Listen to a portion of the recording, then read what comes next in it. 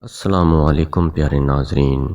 وفا ایک ایسا دریا ہے جو کبھی خشک نہیں ہوتا۔ ایسے دکھو جیسے تم ہو یا ایسے رہو جیسے تم دکھتے ہو۔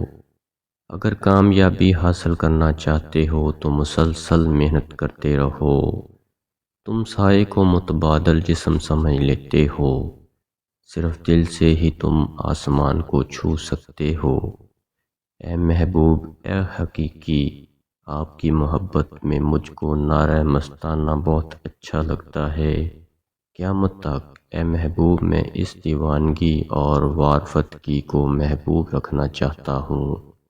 کب بندہ کو یہ حق پہنچتا ہے کہ وہ خدا کی آزمائش اور امتحان کی جرات کرے؟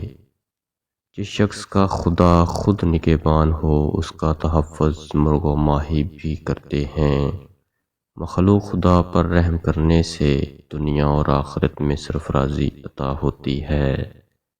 ایک عدد چھہارا لیں، اس کی گٹھلی نکال لیں اور اس کے اندر مغز پنبہ دانہ بھر دیں اور ایک پاؤ دودھ گرم کریں اور اس میں ڈال دیں۔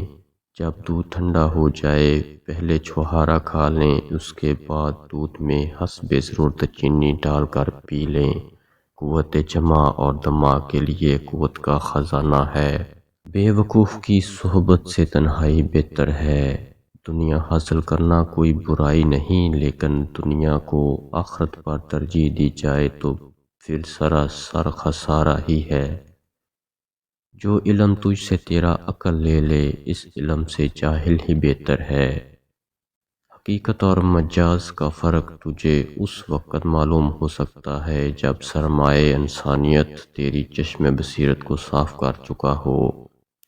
طلب صدق ہو تو خدا کی مدد پہنچ جایا کرتی ہے۔ جو، گیہوں، چاول اور شالی تمام چیزیں برابر مقدار میں لے کر اس کا میدہ سا بنا لیں، پھر اس کو پوڑیوں کی مانند تل کر کھائیں اور کھانے سے پہلے دودھ بھی پی لیں۔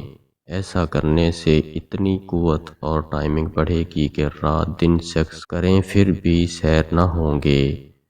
خدا تک پہنچنے کے بہت سے راستے ہیں، لیکن میں نے خدا کا پسندیدہ ترین راستہ مخلوق سے محبت کو چنا۔ دشمن ہمیشہ دماغ کے منتخب کرو اور دوست ہمیشہ کردار کے۔ ناظرین، ویڈیو اچھی لگی ہو تو ویڈیو کو لائک کریں، شیئر کریں اور چینل کو سبسکرائب ضرور کر لیں۔ شکریہ۔